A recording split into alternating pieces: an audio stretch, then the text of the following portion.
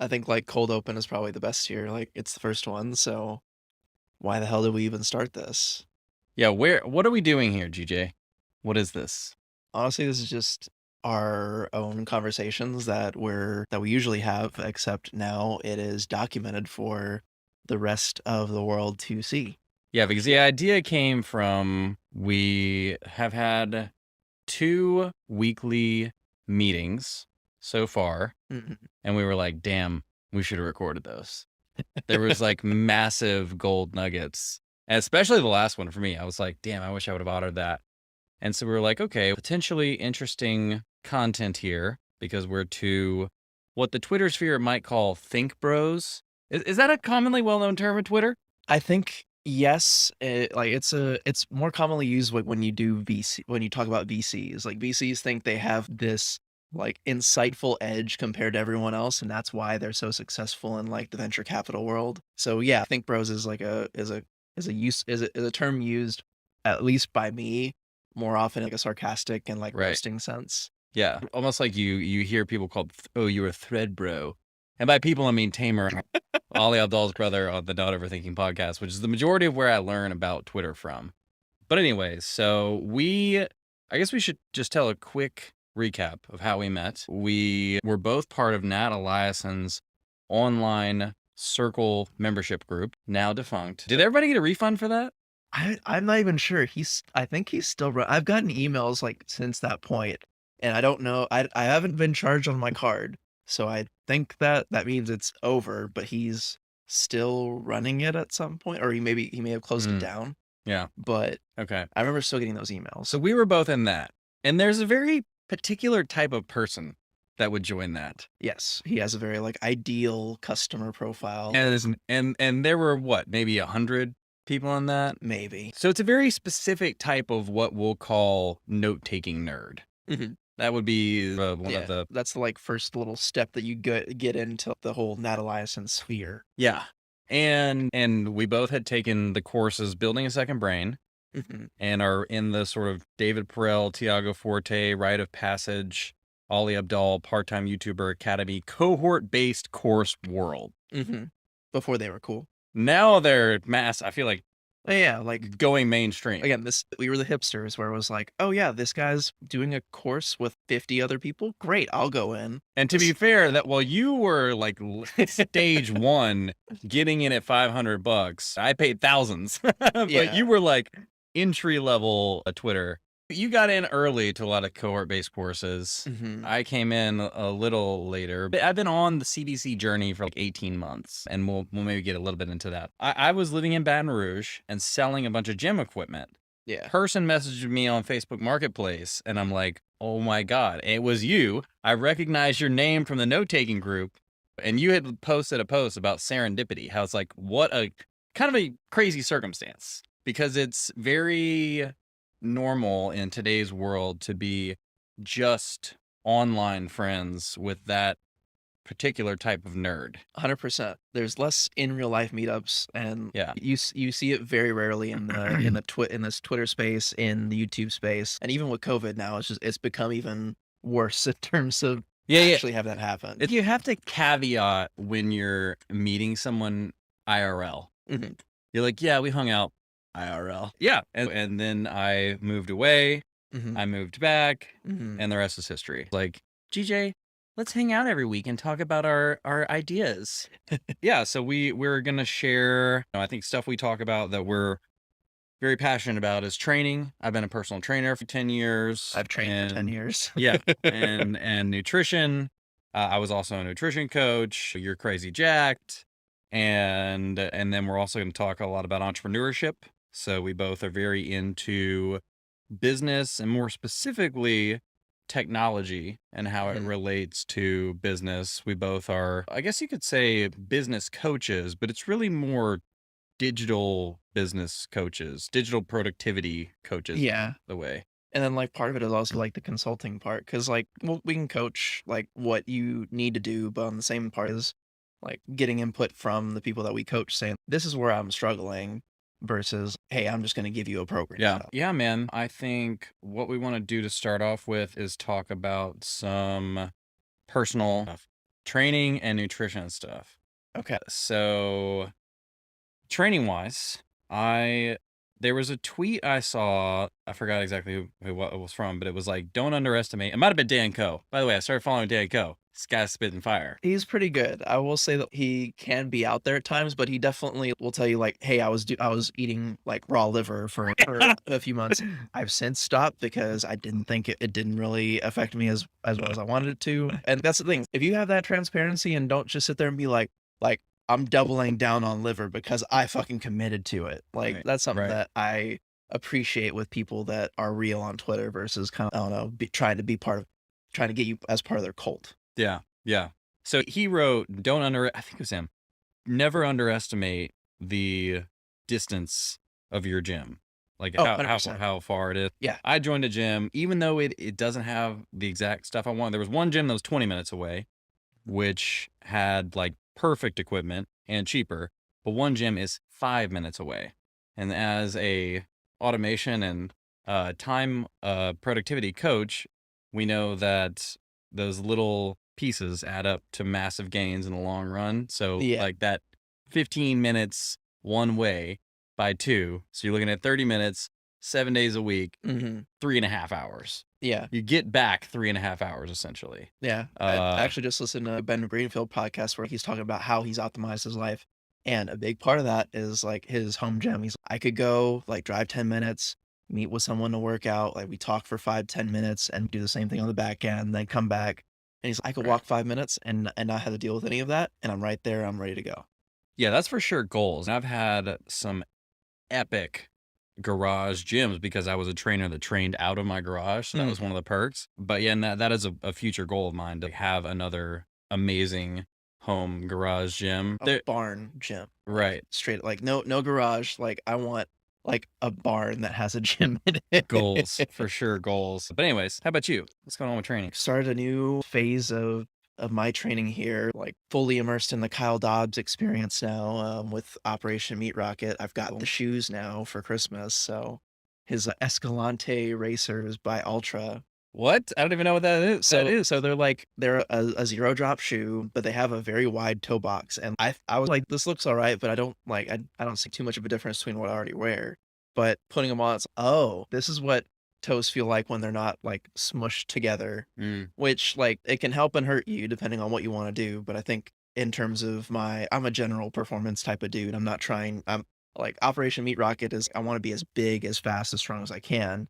But at the same time, I'm not trying to try out for the MLB or the NFL or anything like that. I'm Right. just trying to be like as above average as I can compared to the normal person. yeah. So they're specifically for I guess or like cross training? they're marketed as like a cross training and running shoe. Okay. I will probably use them more for training and running because they are supposed to be like a road shoe, so they should be able to handle a lot of like concrete and asphalt type of running, which I do as part of the 3 or so running days that is programmed for me. But How much running do you do? so oh goodness, Oh goodness. because I guess the Saturday before I got back here, I was supposed to be running, let's see, three 800-meter intervals, then 5 400-meter intervals. So that's like a total of 2.5, 3 miles for one day. And then it's been ramping up this whole cycle from, I want to say about 1.5 miles to upwards of 3-ish miles Yeah. total. But it's like 400-meter or 90-second intervals and then going to like 30-second intervals for 5 sets apiece. Yeah. And now we're like this week has been ramped down to just like, all right, we got three 90 seconds, 3 30 seconds, and a couple sprints, and then go into the rest of your work. Okay. But Yeah, I'm trying to. I've never. So I've been a crazy program hopping. I've program hopped so much. And what I want to do is I have a very simple template. So I was working with a coach. I had some knee pain. Lance Goyke, greatest personal trainer on earth. yeah, And he helped me a lot with it. Actually showed me some changes to single leg deadlifts that were phenomenal. I've always made single leg deadlifts, had a lot of knee bend and also wasn't really squeezing the glute at the top, getting full hip extension because I was like, well, I don't want to squeeze the glute too hard and arch the back. Mm, But if you know how to control your pelvis, then you really don't have to worry about that. And getting a strong glute squeeze at the top is amazing. Like yeah. it's actually made my back feel so good, which yeah, for some reason I just had always avoided that and then also in the process of hinging, keeping the knee much straighter, almost like a straight leg, one leg deadlift in some ways, Mhm. even folding over more at the back versus reaching the hip way, way back. And as Yeah. long as you're thinking, I'm going to feel it in my glute and my hamstring the whole, then you're good to go. Now, of course, this only works with someone who like really knows how to hinge. So I guess this is a training podcast. We talk about this because it's, like, something that, like, 1, got us together in the first place, and 2, it's, like, it's something that we, I think, have quite a bit more knowledge over, like, most people. Like, again, we listen to things like Stronger by Science, and we have at least a clue of what they're talking about versus having to Google everything that they say. Yeah, I'm pretty big on because coming from 10 years in the fitness industry, I always say 10 years is probably more like 8. But I just used Close enough. the previous You 2 years round were doing a you lot round of it up. studying. You round. But 8 years full time, that was my profession. Mhm. Was I owned multiple gyms and I still am a trainer to this day. That's how I actually make the majority of my income is training clients online, watching them work out. I have nutrition clients and so the whole gamut. Yeah. And so coming from that world and then getting into tech in a way, like tech, business, entrepreneurship, Mhm. but more so the tech sector, like listening to the My First Million and All In podcast and being in these Yeah. kind of learning about automation and Oh, like yeah. all that stuff. And now like I've actually picked up a client today, which I'm going to talk to you about, with helping them with their YouTube, which is Right. right. So they don't want to deal with anything. They're like, if I have to do anything editing wise, I'm out. That's not what I'm ever going to do. Anyways, so coming from that world, and then there is this sort of online persona who like is into fitness themselves Mhm. hasn't really got the credentials to coach others. They're just coaching because they were good at fitness themselves. Yes. And that sometimes is a little bit challenging. It's like and I can't say that wasn't me when I first started. It's like you get excited Yeah. and probably that's not a terrible thing in some ways and maybe this exists in every industry where the experts, so to speak, once you've been doing a thing for a decade, you look at everyone who's just starting out, you're like, "Oh my gosh, this stuff." But Yeah. there's a lot to be said for like just powerful enthusiasm and an exchange of energy Mhm. that happens when someone who decides. I actually saw a few people online. They were like successful in the world that you and I are starting to really dive into the Okay. writing and note taking, whatever. Yeah. And now they're transitioning into fitness. And I'm like, but there's probably a chance there to be empathetic because I'm sure that a lot of the Right. things that I'm talking about, this is like therapy. A lot of the things that I'm saying and talking about in the digital note taking, productivity, business, tech world probably sound ridiculous to them. You're right. But Yeah. I have so much energy and enthusiasm because I'm like, It's oh all man, new. It's all new. yeah, it's new and it's also I think we all in today's world are looking for the ethos of chase what excites you and Mhm. do what resonates and Yeah. having the permission to do it is probably more than ever. And maybe a lot of that subsidized by the great wealth transition that's going to happen from Mm. baby boomers to Gen X, which then subsidizes millennials and just goes down the line. No, it's a good point, whereas as soon as you said, "Oh, it's this coaching," and they're trying to transition to fitness, and I'm just like, it's one of those things where, like, this really grinds my gears, I don't want him to do that type of thing, but then you throw the bomb on me, "This is exactly what we're doing," and I'm like, Yeah, "No, I'm not it's one of them." You can never think that you are that person until, right. yeah, someone just puts that on the table. Exactly. Seek to understand. Okay. Yeah. So let's talk about LMNT. Okay. I had my first one today. Okay. There's something magical about electrolytes. It was like Adderall. I had so much energy. Well, I mean, but think about it, is if you've been operating on this, like, in this state where you don't have this, like, free exchange of ions in your body, yeah, you're not going to perform optimally.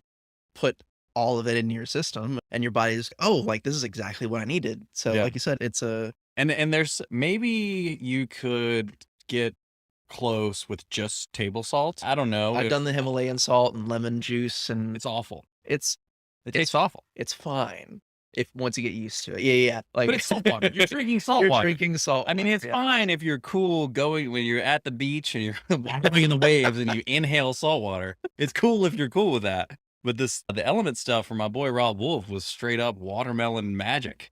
It was delicious. Yeah, he's So perfected the code. I remember, like, the first time that I had heard or even seen about it, like, I went to the Power Athlete Symposium, which, like, Power Athlete is a whole other story I can get into later, but he was there because he's very tight with those guys, and they served drinks, like margaritas with element around the rim, and oh, it's one of those things cool. where you're just like, "This makes sense." I don't know if it's, complete sense, but it makes sense. Nice. Yeah, element salt is something I definitely recommend to anyone because, yeah, like, salt is something that I think gets overblown in terms of like, oh, high blood pressure. Da, da, da. When you're looking at the normal average person, probably not a big deal. And you probably need more electrolytes in your system. Yeah, there's a lot of good YouTube videos. I think the channel is called What I've Learned, which is a massive channel, and one of them is about salt. There's a book called The Salt Fix, Yeah. and I have had good recommendation to pretty much every meal have a teaspoon of salt. I love it. I love the taste of it. The watermelon was delicious. I'm excited to try the citrus salt. So, Yeah. Like, I know James said that in one of his podcasts, and I remember looking it up. And when you compare that to Element, the breakdown of like sodium, potassium, magnesium to it, it has a shit ton of potassium. oh, And I think part of the I'm not like, don't quote me on this because I haven't done too much of the research on it, but it does like almost act like a diuretic when you have that much potassium in your body. mm, So take that with a grain of salt. I hate that I made that pun, you but did good. it was worth it. So we have a list. I've got some ideas, not too many. You've got some ideas. We're taking a little bit of inspiration from My First Million, somewhat, but these aren't necessarily all just business ideas. But you want to go first? You want me to go first? Go ahead. I can, yeah, talk about kind of the transition with my business where Oh, yes. So that's what we're doing next. First, we're talking about kind of fitness. Then we're going to talk a little bit about something that's going on in our business. This would be a good time to tell you about my new exciting, because right now I'm essentially in a position where I am very much have a day job, which Mhm. consists of essentially consulting and coaching Right. while I'm building my business, which the My First Million Steph Smith podcast, which she is a baller. She was talking a lot about how she thinks that's the best way to go Mhm. is where you keep your job and that way you're better with the time you have. Although it's not true because it's like my job, I'm working on I want my YouTube channel to be the thing that earns me money, doing book summary stuff, but Right. getting that's not going to make money for a long time. So hopefully sooner rather than later, but probably at least 1 or 2 years Yeah. before, probably more like 2 or 3 years before that's the only thing I have to do. And so one of the things I'm doing is helping Mark Fisher of Business for Unicorns with his YouTube channel. Very exciting because he knows that I am obsessed with that whole world. Mhm. Mostly because honestly of Ali Abdal and the Part-Time YouTuber Academy. If it weren't Yeah. for falling into that rabbit hole, then I would not be obsessed with this. So a fun fact, actually, I got into his course for I think $900, where now it's like the base price is $1,500, Yeah. the premium Yeah. is $2,500. Boom. So, anyways, Early adopter. it It pays. hurts. It pays. Well, Or it doesn't pay, but it went on sale when he first launched it. The $500 or base something. price, yeah, the base price was like, yeah, the base price was $495. The next price was $895, and the premium was like $2,400. So Yeah. they essentially tripled. But it's, yeah, like related to that as far as helping other people here, like that's I guess where like my business is performance coaching, or at least it was performance coaching. And a lot of that was okay, like I'm going to like I've read The Art of Impossible. I know I know almost intuitively what Huberman and his podcast have taught, and it's like just tell me what to do in terms of like helping your general well-being. So I was like, okay, like I could do that with people.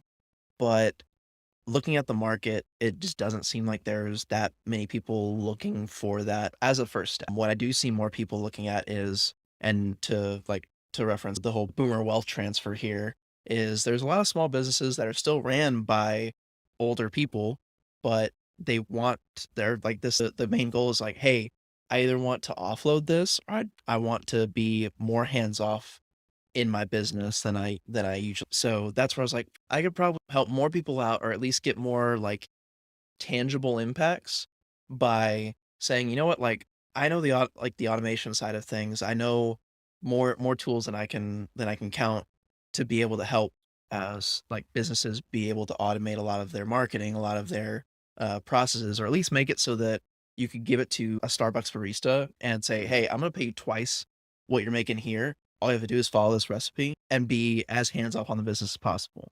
Yeah. So that's like where I would like talking with you is like, this seems to be a better option. I at least have an idea of who to talk to versus combing through and trying to find a needle in a haystack of people that are looking for this like health optimization Yeah. thing. Well, it also seems like something you naturally gravitate towards. You've got good resources, and so such as Doing time is like yeah, the biggest thing where it's just like, this is a framework I could put anywhere. yeah. I'm And excited benefit. to one day, probably pretty soon, take that and talk about it with you. And another piece in doing the market research was looking at, okay, who is the automation guy? Mhm. And there was not really a straight off the top of the dome huge YouTube channel or Right. very clear way to go. Since then, we saw a Twitter thread with automate all the things. That's Mhm. probably the closest thing. I know Connor Finlayson is another one that he more does Airtable and Yeah. Marketplace And a lot of these are Webflow. geared towards like creators and Right. people with like content creators. I have since found like I guess a small business Discord where they do talk about like certain automations and stuff, but it's still very fractured. Like Yeah, and anytime someone's in Discord, they're a massive nerd. They are not the normal yeah, human.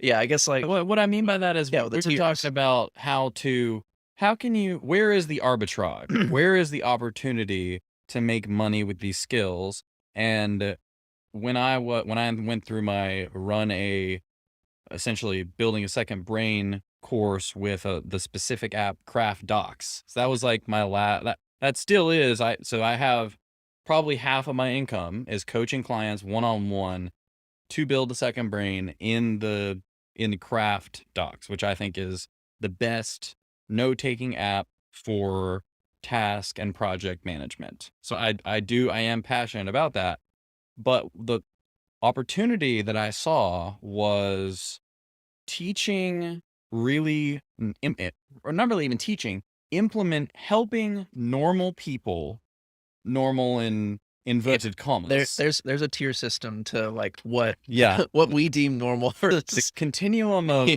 insane nerdiness, which Yes. we'll have to get into defining the continuum system, but yeah, so seeing that, okay, normal people who are not going to take building a second brain or are not like into note-taking apps like we are and even into software technology, they Mhm. run real businesses. The people I work with are school administrators, personal trainers, nutrition coaches, gym owners. That's Yeah. just my network. Yeah. But I love the idea of taking the nerdy stuff and then delivering it to the 95% of people who would have never heard of it were it not for you translating that super nerd stuff. And then we talked a lot about how this is the same in fitness, where a lot of trainers, when they start, everything they post is to impress other trainers. Yeah. Look at these big words I know.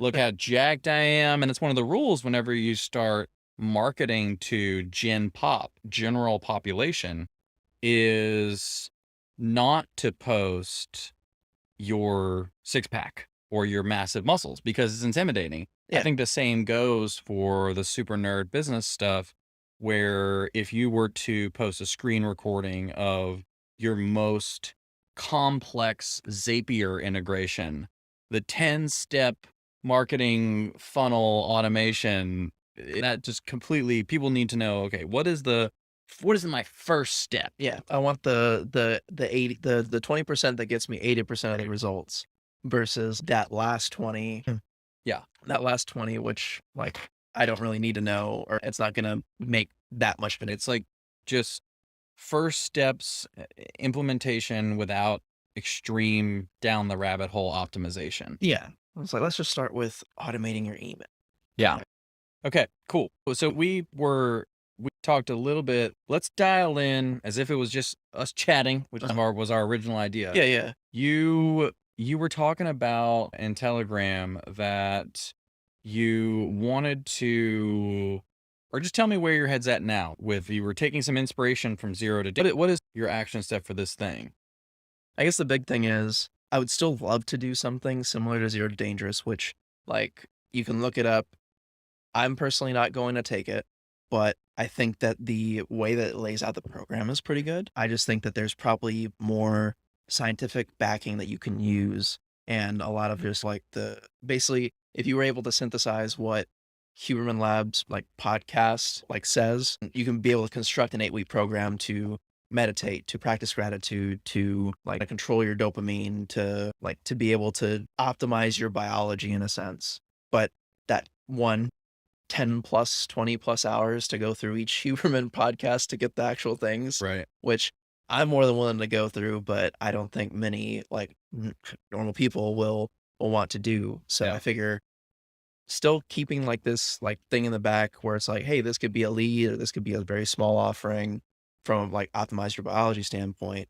But like from a main offering standpoint, I do want it to be more focused on small businesses and how I can help them automate. So this is like a dental office. This is a like car maintenance facility. Yeah, it's almost like that's how you have to get in the door is with automation and productivity. So is that what you're saying? You'll get in there, and then when you earn trust through results, then you can start having conversations about, okay, what's really getting in your way is your inability to execute because of your addiction to social media. You're talking about quick wins. Automation is definitely the quick win where it's I can save you say an hour per week, and that's on the low side to be honest, but like I can save you hours per week by automating this process.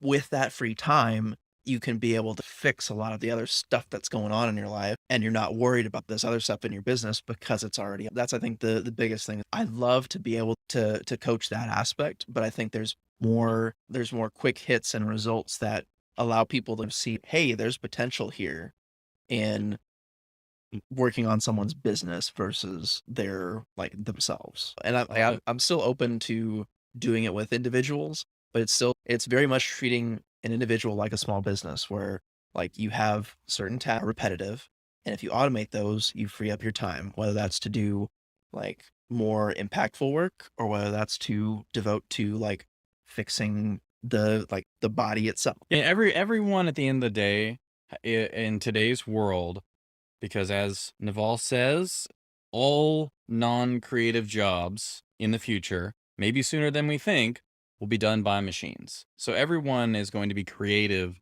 in some way, even if it's running just household projects or managing a garden, whatever it is, rearranging a room, all these up to managing a side hustle, running a business, hiring and training employees. All these things are projects, areas, they need resources, and ultimately those things need to be archived.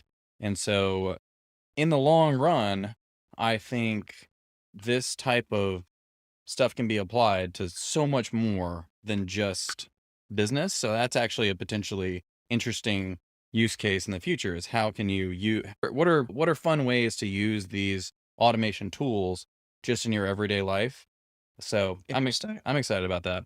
One thing I wanted to offer is we talk a lot about stealing like an artist and how you find resources that are you bundle and unbundle. You take the best parts of what someone has done. So for instance, for me, there are 2 YouTube channels. One is BC Marks, which is called Escaping Ordinary, and he does animated book summaries. And then another, of course, is the chosen one, Ali Abdaal, and he also does book summaries, but they're just one aspect of what he does. They're my favorite aspect of what he does, but for him, they're not actually his most popular. They're not the main dish. And so I'm taking aspects of both of those in a manner that I really love. So what I was gonna say for you is, tell me if this resonates with you, is we both are huge fans of Steph Smith. Uh-huh. And My First Million podcast, there are a lot of segments where she talks about the chief automation officer. Yes, that's very much like what I like. We're So talking about like things that resonate with me. That's a really big one. I would love to be a chief automation officer for any company. so I feel like a good task for you would be to take Steph Smith on the MFM pod. Yeah, so task for you would be take that essentially that anywhere in that pod where she's talking about automation stuff and break it down, distill it, remix it, because I Yeah. feel like there is magic in there. And Sean Puri was asking really good questions to her, and I'm sure I love when you're thinking of a new business, almost saying, all right, what are the biggest influences that I'm going to swirl around and make this new thing? Creativity is just connecting things. And yeah, I feel like she and her course. And then there's always an opportunity with you have someone who has a successful self-paced course for self-paced people Hmm. to just bring that to in a coaching or consulting format to people who would never take that course, who would never Right. have those benefits. And so you're just selling the same sunlight and putting your own mix on it, whatever. Okay, cool. That's a very good point, and that's on my probably I've made a note of, and we'll look further into because I know like Steph Smith's a good one. I found some of the like the different circles on Twitter that like people are posting threads about, hey, here's how you can make like a cleaning business and automate that, and I'm like, I could use the same principles for every other business here. So yeah, that's very good points. Very Cool. good points.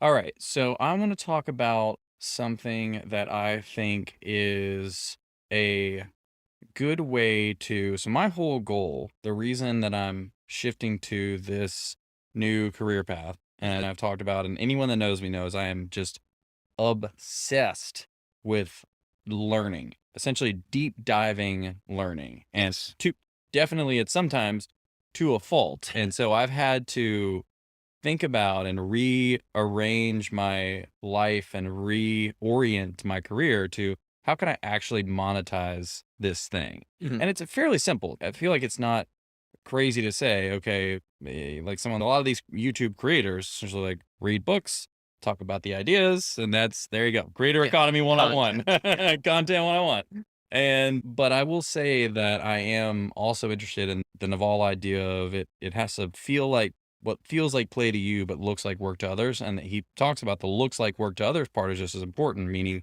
it has to be something that brings value, that is someone would pay for.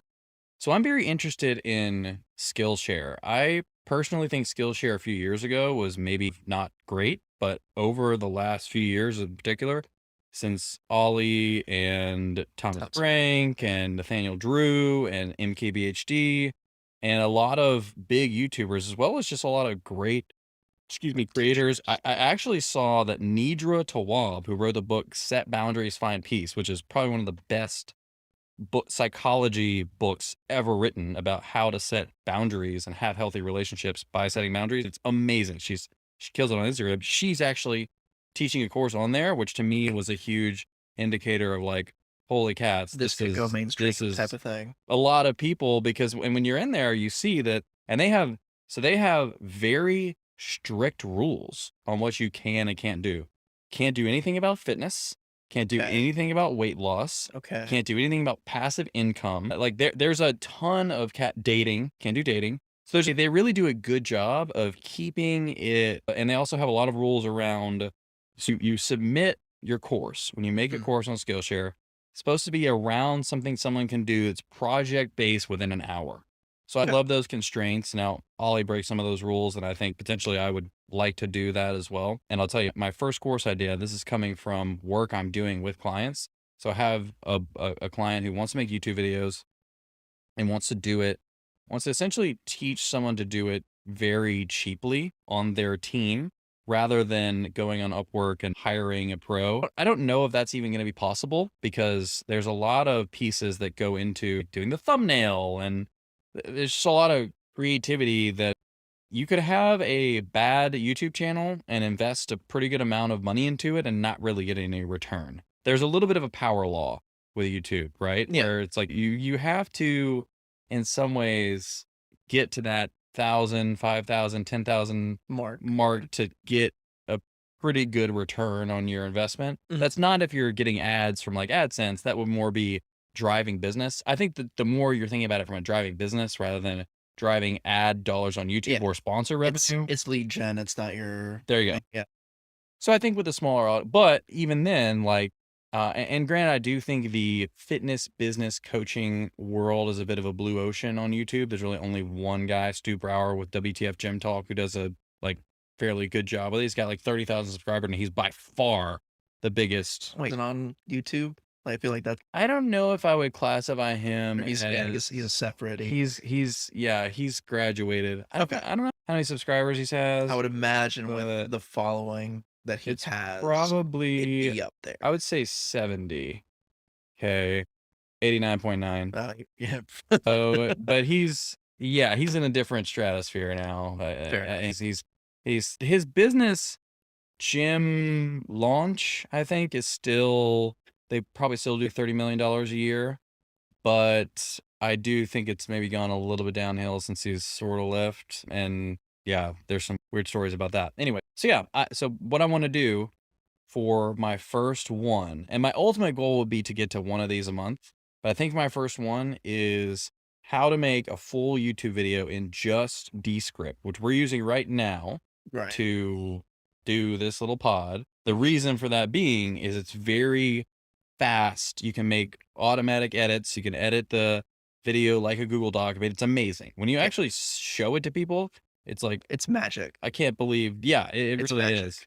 It really is. And the artificial intelligence, how you can automatically remove filler words, how you can automatically remove silences. Whenever people see this, it would look as if we were to put this in Final Cut Pro, it would take hours, like Mhm. 4 hours easily to remove all of the big gaps, shorten the gaps, remove filler words, try to find where the little things are. So anyways, so yeah, I'm excited about that. It also does a great job managing sound. It's just very, people can hear the sound on this, called Studio Sound. It sounds really good. And it's just a one-click thing. And we're here in like Dave's room. Right. It's nothing special. There's Yeah, no there's no sound clickbait, treatment. There's nothing. No. And yeah, I did it with Mark Fisher earlier. He sent an initial video and just using his iPhone audio, because the mic wasn't actually working. Yeah. And I applied Studio Sound. It sounded so good. And he was like, I think that was part of closing the deal of it Oh, worked with shit. me. Wow, this guy really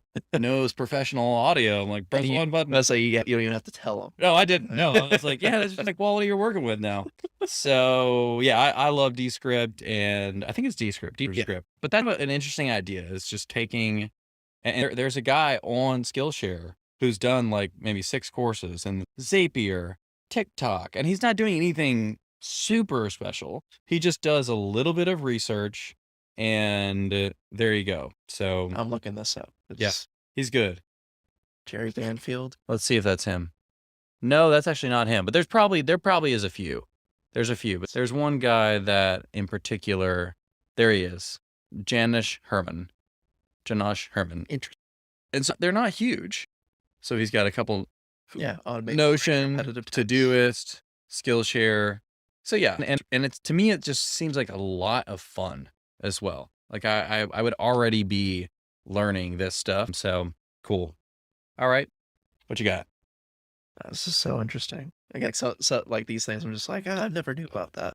Part of the reason why, I guess one thing that we had talked about before too is obviously, yeah, you have this very like cool skill of being able to deep dive to depths that no one has. But like the part of that, the other edge of that sword is like that can distract you from other work. And like with what you do, you take a nuclear option compared to me as far as like managing distraction. Oh. I look at your computer and I send you a link and you're like, yeah, I can't access this for 5 days. Yeah. But like when I talked about like, what if you did like, some type of thing on TikTok where like you post a video a day and immediately you're just saying, yeah, there's no way I could do that without getting down the rabbit hole. Yeah. And so that sparked just a very brief. What if you could disconnect from the internet, still be able to edit all your videos, still be able to record them and everything, and then put on the internet, Idea. post them, get out. This is my favorite idea. Yes. This is like this idea that you said, I can't remember exact. Oh yeah, you said honestly you need to have apps offline. That way you don't get distracted. You could still use them, but only for creating.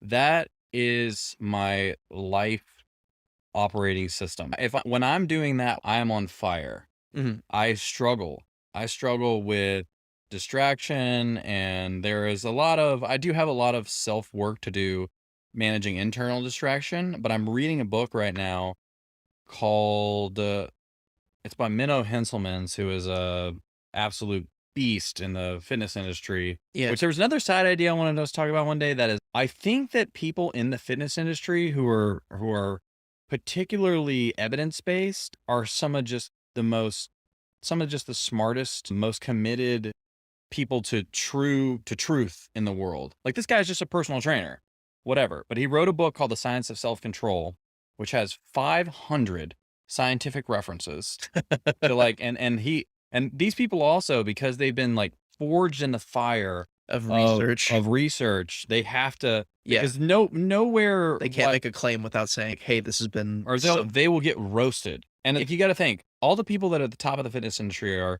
super fit. They have great blood sugar control. They're amazingly smart. They're getting great sleep. They have wonderful energy. So they have great focus.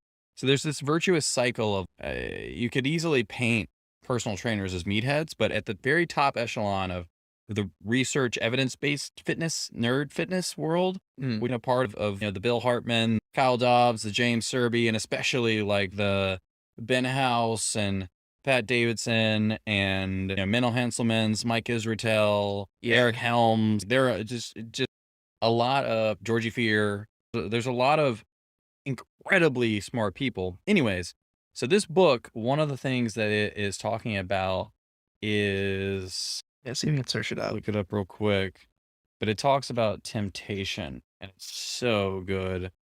And that's the thing is, I think the perspective that they give is less like frilly compared to like most self-help books because yeah, they're focused on how can I get the result and what is this that's going to be leading to that result. They're asking the right questions of I want to have self-control. Like what is the process to get there versus someone who writes a self-help book that says like self-control is a problem and spend 3/4 of that book talking about the problem versus trying to give you an actual framework. And then they give you a framework that's going to work for them versus Benno Henselman's, which I like, again, you have 500 studies and be like, anything that I say here is going to be backed up by some type of study where you at least have some type of idea that you have like some, like an average effect.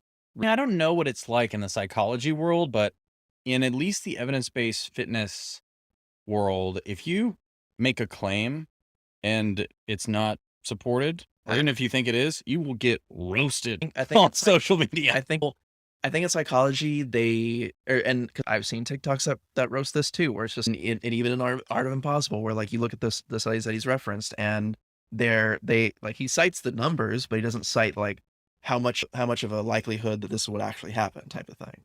Yeah. Or And there's the idea Naval talks about that social sciences, because they have the word science on the end, that's how it's not a science, like the difference between macroeconomics and microeconomics. So maybe there's something there around the fitness world comes from this more hard science derived yeah, methodology, whereas classic behavioral economics, social psychology maybe comes from more of this macro thing. I don't know. I could be talking out of my ass. So here's a quote.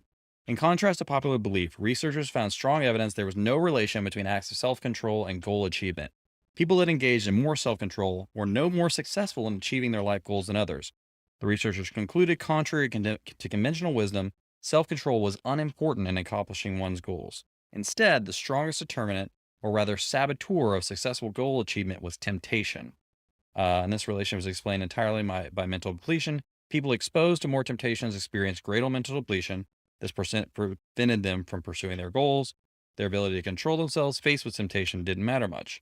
This suggests it's not the case that people that have better self-control than others are therefore more successful. Rather, some people are more successful because they experienced less temptation during the pursuit of their goals. and that makes intuitive sense, right? Like James Clear has written a lot about this, where it's like, hey, with things that you don't want to do, make it difficult, make it less obvious. Like being able to reduce that mental load, as he's referring to, is a hack. It's not a matter of like resist the temptation and have more self control. It's about let's just not even have that be an option Yeah. and open up your mind.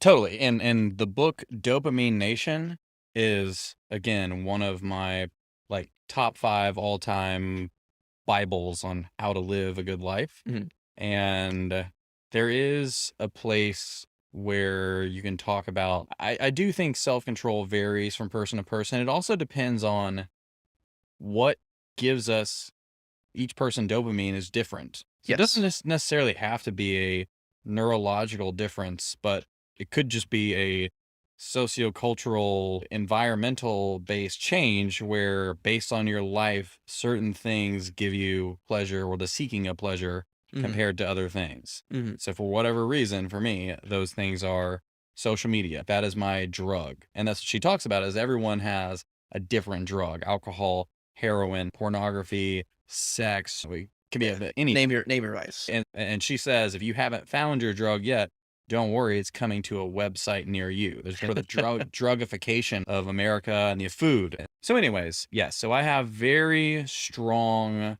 commitment devices, or what she actually calls self-binding strategies. And a big portion of the book is committed to, which by the way, we should have like a whole session where we just talk about that.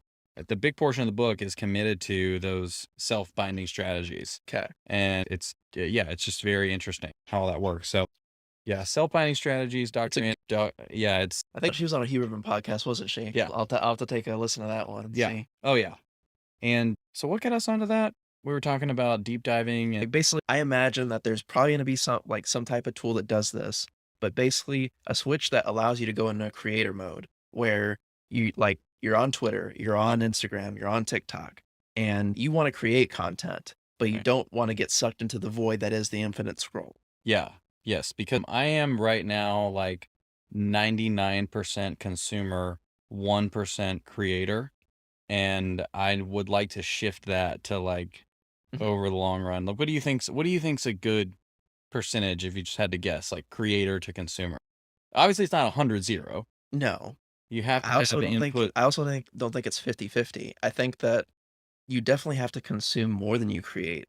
I think that the problem becomes that people consume way more than they need to. I would say it's probably somewhere in this like 60 to 70 consumption and then 30 to 40 creation, because part of the difference between that is synthesis, and that requires more than just By one synthesis, do you source. mean reflection and contemplation? It's that as well as like getting multiple sources here. Ah, I see. Or just, oh, I saw this one TikTok. Oh, I read this one Twitter thread. Yes, that's good and all, but like, there also has to be some type of implementation period. Say it's a tactic that like I found on Twitter, like here's how you can set better goals, or here's how to start a habit or whatever. I have to look at it and be like, okay, is this believable? Like one is has this dude or has this guy or gal been able to do this successfully? And does he have a like concrete way of explaining it? Yeah. And then from there, looking at, can I do this? It's very much a scientific method where it's like, Healthy skepticism. yeah, yeah, where I will believe you enough to actually try this, but if it doesn't work, then like I'm calling you out on your bullshit and I'm throwing that away. So I'm not gonna create content based on something that doesn't work solely for the purpose of creating content. I want it to be that there is some type of synthesis and implementation period with what I do consume. And there's a lot of things that I do consume like with that process in order to create better content or create content that actually matters. Yeah. Yeah, and I almost sometimes shy away from the word content. I don't know if there's even Yeah, a better it's a like very bad it's buzzword like in my opinion. value, but yeah, essentially it is just I guess the online writing, but it's not necessarily writing. Or you're just your material or your creative expression. But No, you're right. yeah, Like so it should be value, like not content creation, but value creation. And that's very much in line with with what I was getting at here is like the things that you make need to matter yeah, in a in a deeper sense than just, oh, this is entertainment. and there's a great video. Do you follow Andrew Kirby? Yes. Awesome. I think he's a gangster. And he talks a lot about how essentially that Yeah, he says like attention is unchanging, content's growing exponentially, therefore synthesizing gets more valuable every day. Oh, Mhm. and then here he goes. Apply to join the free synthesizer school. Look at that. And just using a Google form. What a gangster. I don't know. I don't know what this lead magnet is, but you got me. Well, You when you got see me that, in. it's interesting. Yeah. So I think he's great. But the idea is that for the majority of people that there is a ton of value. And this is a lot of our favorite in today's world. We are in a deluge of information. We are Mhm. in an information white rapids torrent, and we just Yes. can't, no way we can take it all in. So people are rewarded who go in, do the hard work, which by the way, I loved this tweet from David Perot where he said, You talk about, like, the deluge of, like, just sheer another MFM podcast with Hasan Minhaj, like, commented on Trung, who is I guess he was a writer for Trends and is, like, on other things now, but yeah, if you talk about some dude that has to sift through a ton of shit in order to synthesize certain, like, lessons, and he creates bombs of threads as far as, "Hey, I found this thing from Bezos that no one else has found, and here's what you can actually learn from it." I can only imagine the amount of BuzzFeed articles he's had to go through to be able to find anything like yeah. that. So this is David Perot's tweet. If you want to know why writing is so hard for people, ask them, when was the last time you focused on one thing for more than an hour without any distractions? A lack of focus is as limiting as a lack of skill. Well, Love again, it. but notice the language there is that without any distractions. So again, back to the Menno Henselman's, like, I guess conclusion there is it's not about increasing focus. It's about eliminating distractions. Yeah, focus is It's a yeah, focus is you actually can't increase focus. You can only decrease distraction. yes. And yeah, in today's world, it is, I don't know about you, but when I spend a few hours on TikTok and then try to read a long form article, it is Yeah, you're just so yeah. painful. And that purely is a dopamine deficit state. That is the neuromodulator dopamine being released with a volume release into the brain, affecting every cell. And then essentially that, pulsatile tonic amount of dopamine reducing below baseline for a period, and you lose all motivation and focus. And so that's what the book Dopamine Nation made me stop judging myself for being just a loser with an inability to focus. Like, okay, actually, I'm just very sensitive to this neuromodulator, Mhm. which actually can be a superpower if I use, it's like you have to fight fire with fire. So I use technology to fight technology. So I use an app called Focus Me, which is amazing. You're eliminating And distractions. yeah, to do that. Cool. Okay. So I've got next this website called Testimonial.2, Okay. which get video testimonials from your customers with ease. Essentially, it is just a really cool way to collect video testimonials. You basically send your clients, they make a And you just record where the video. right, the client gets a link. Mhm. They get a custom web page of their own. That's, is my business helping you? If we've helped you at my gym, there's an easy way to thank me, and there's no cost to you. Just leave a video or text testimonial. And then there's two buttons, either record a video or send in text. So the one thing I don't know, and this to me seemed like one of those no-brainer ideas, and it's got a lot of really cool functionality. Like I'm very bullish on software as a service, obviously, but And I think there's a lot of different options for this too. This looks like it was built on Bubble, which is like a no code, like visual development platform. really, So there's ways you could probably make clones of this. okay, But at the same time, like it's there, like support builders.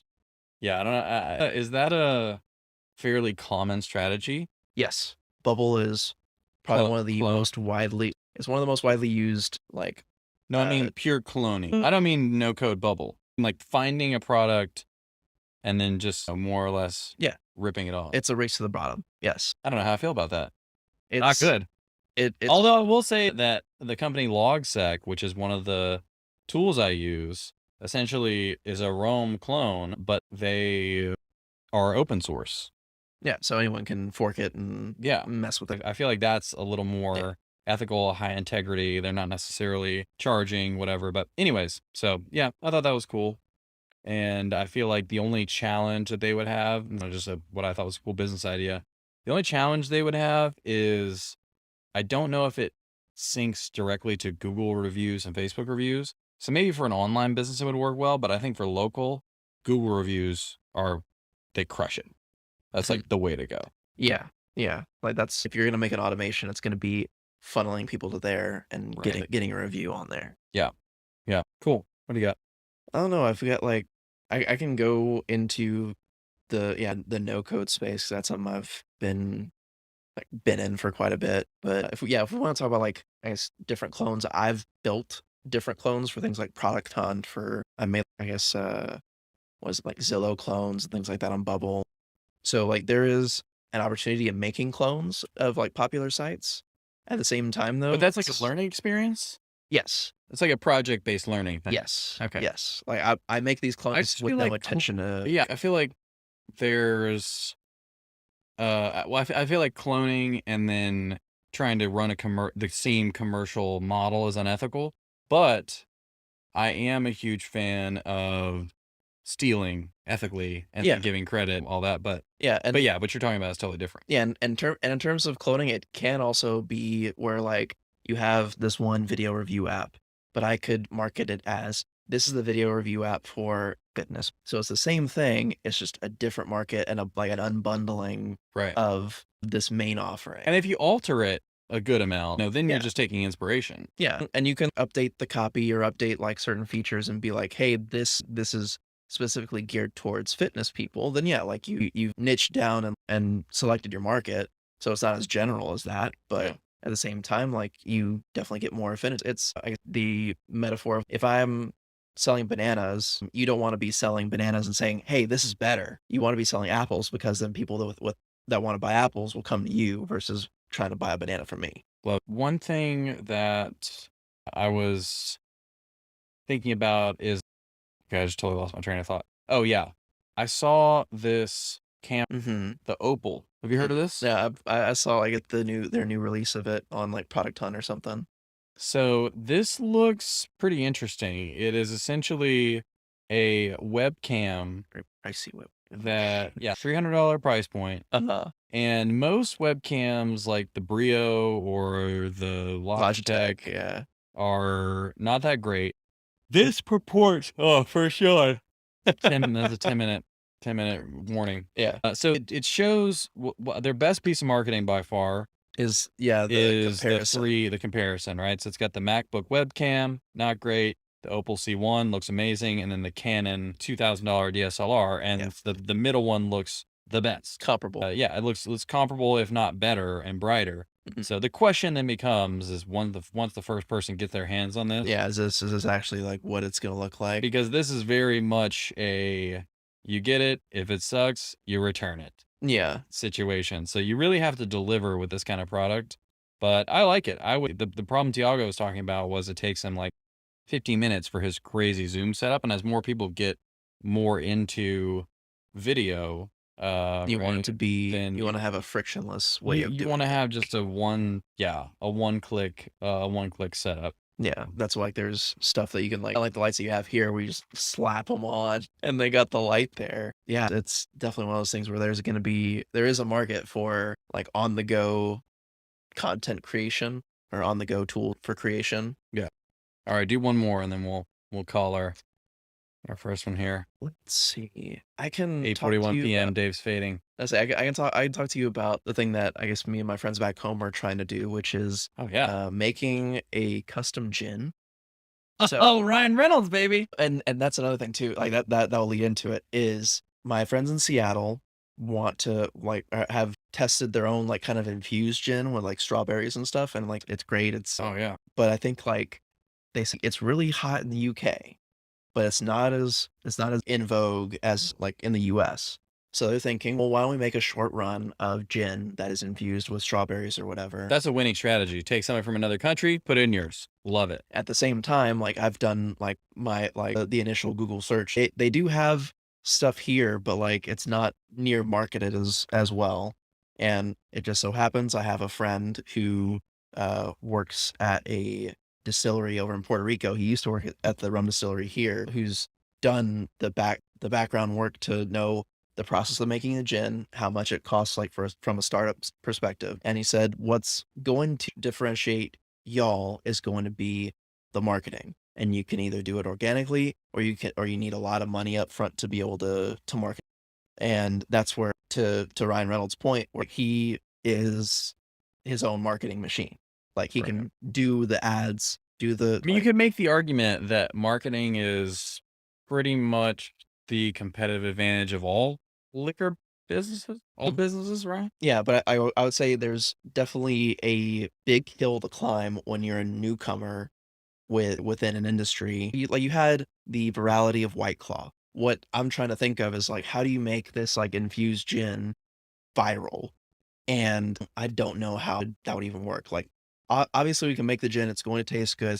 It's gonna look great. We're gonna have like some type of bottle that in this like sea of sameness with gin bottles. They'd be like, what is that like really loud looking bottle of gin there? Okay. And then be able to have some of that marketing be That's once you're in a store, Yeah. and a customer sees it. Yes. So that's a different, I don't know what, whether it's in the store or whether it's on the shelf. number one, I'm going to qualify. I know nothing about this. So we're going to completely just talk about it same for a here. second. Same here. So it's like once a customer's in a store, then they actually see the product. But the challenge is the distribution, because to get in a store, you have, I don't even know what the first proof of concept would be. Like, how do you, it seems like the big thing is getting an agreement with getting some sort of distribution.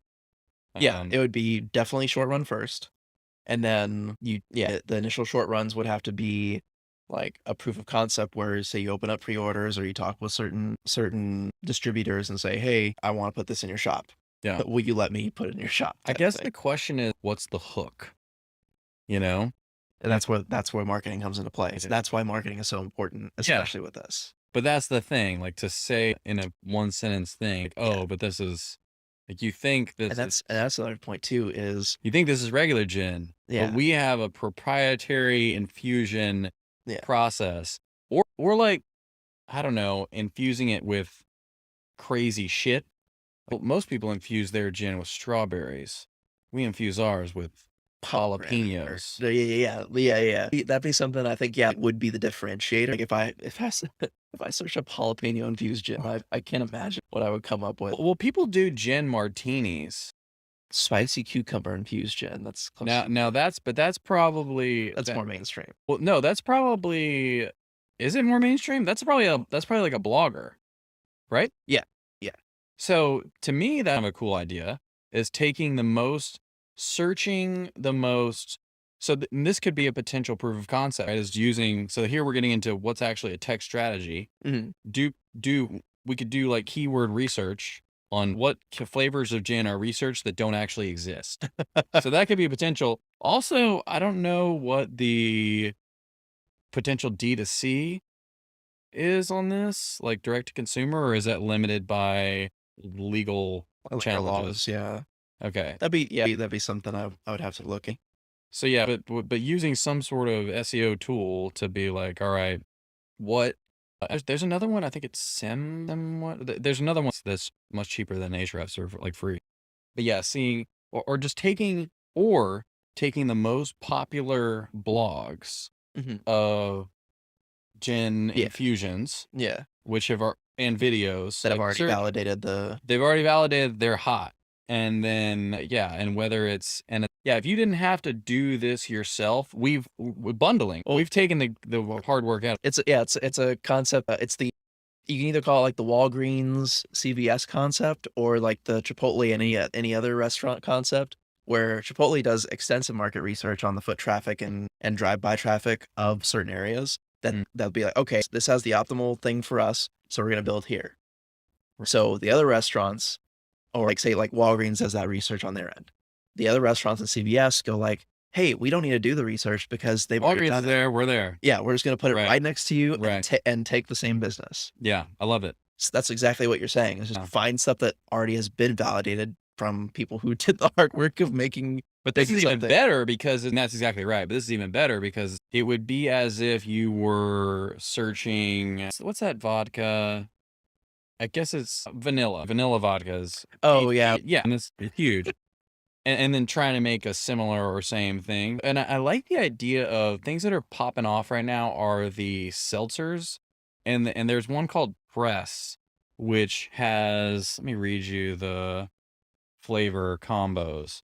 So I think it's almost, there is a health, Oh, yeah, like seltzers are pomegranate ginger, blackberry hibiscus, grapefruit cardamom, lime lemongrass. listen, if you There's something about they use alliteration, so those flow off the tongue. yeah. I would take that model because you've got a So make it a sweet- healthy kinda got a healthy sweet- gin. yeah. Oh, dude, of course, totally. You got It's it's a good idea. I will give you that. it could be like It's a healthy gin. you could almost have, so I would get just a list of a ton of fruits and then a list of like a ton of savory herbs that sound a little Whole Foods, right? A little Right. bougie. Right. Because in some ways it's like a signaling.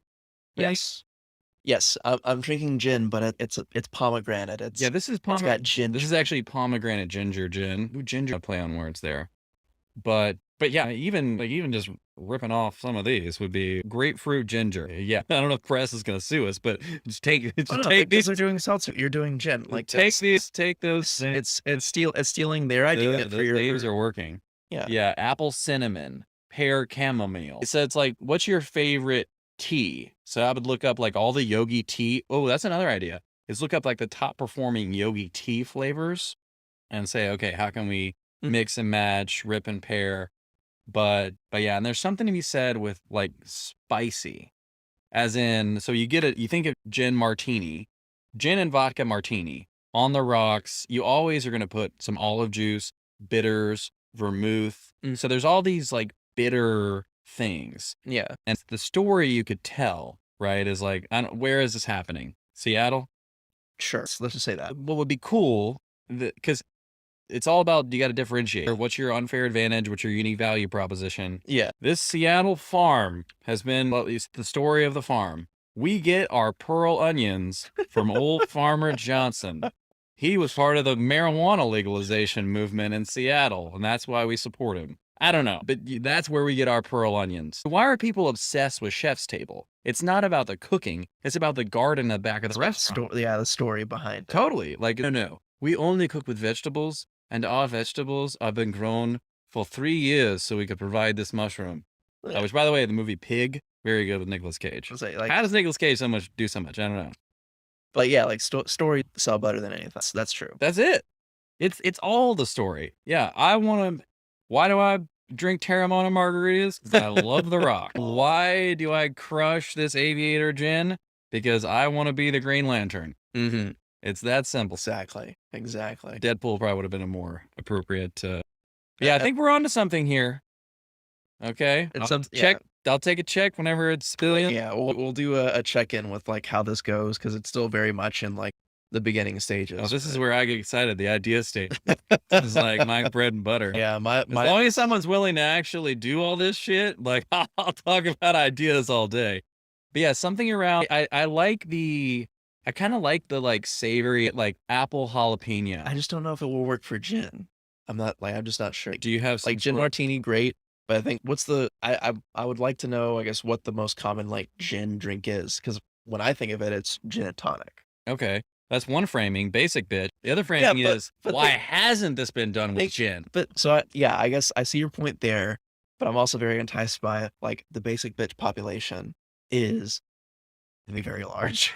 Yeah, so it's like the argument, the struggle between we want familiarity versus we want novelty. Yeah, niche versus mass market. But do you really think that a product like this, started by a few hustling young rapscallions, needs to be mass market?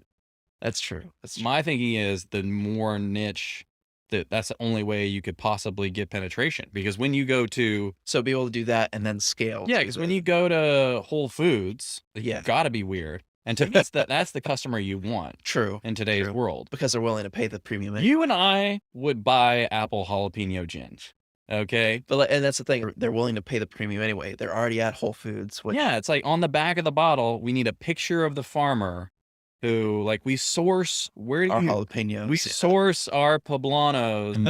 And I do like the idea of like savory, like almost like savory leaning towards spicy and sweet.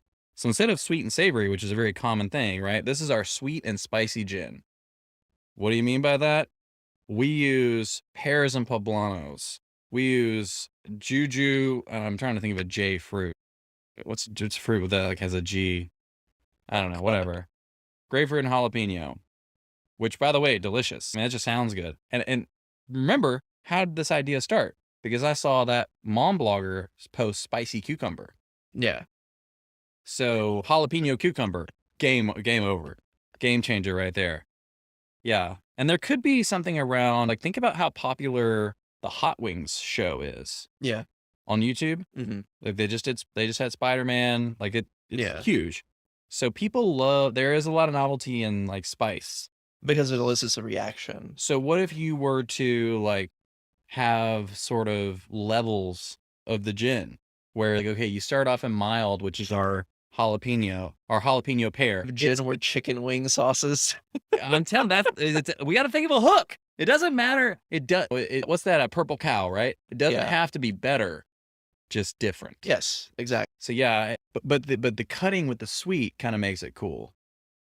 Blueberry habanero. Or yeah, like mango habanero. Like that's like one Way of better. the salt flavors. Like Yeah.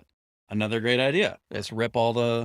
Yeah, there's multiple peppers that are just, and then of course be like you gotta have a ghost pepper one or whatever. bro. Grapefruit Ghost is a limited quantity, limited drop. Yeah, you limited drops. But this is okay. This is God. Why I wish we could go D2C with this because you can. And this is a YouTube channel just asking to be made. Yeah, and I have the resource or network to be able to say, oh yeah, like this is possible or this isn't possible type of thing. Because like my buddy JB. What do you mean by that? This is possible. You mean from a logistics standpoint? Yeah, like he knows. Can you make this shit? Yeah, like he's already gone through the legwork of here's how a gin distillery works. Here's how to set it up, and then here's all the possibilities of gin that you can make, and how to get like the certain yields and all that stuff. Like the technical stuff behind it. Okay, here's number one. I feel like for this company to make it, whenever your friends watch this, they need to have that Steve Jobs mentality that like whatever he learned. He said something like, God, I wish this is where I need to be better at managing my second brain. This quote is so good. All right, we have to just the recall. We have to look it up. Is this about thinking differently or Steve Jobs, the world around you? Okay. Steve Jobs, Secrets of Life. Okay, so we're going to make this smaller. And then we're going to open the transcript. And then we're going to toggle the timestamps. Okay, so he says, that's a cool little trick, huh? Yeah. The thing I would say is when you grow up, you tend to get told the world is the way it is. You just live your life and inside the world, try not to bash into the walls too much. Try to have a nice family life, have fun, save a little money. But that's a very limited life. Life can be much broader once you discover one simple fact. And that is everything around you that you call life was made up by people that were no smarter than you. And you can change it. You can influence it. You can build things that other people can use. You can change it. You can mold it. That's the most important thing, is to shake off this erroneous notion that life is there. You're just going to live in it versus embrace it, change it, improve it, make your mark upon it. I think that's very important. However you learn that, once you learn it, you'll want to change life and make it better. Because it's kind of messed up in a lot of ways.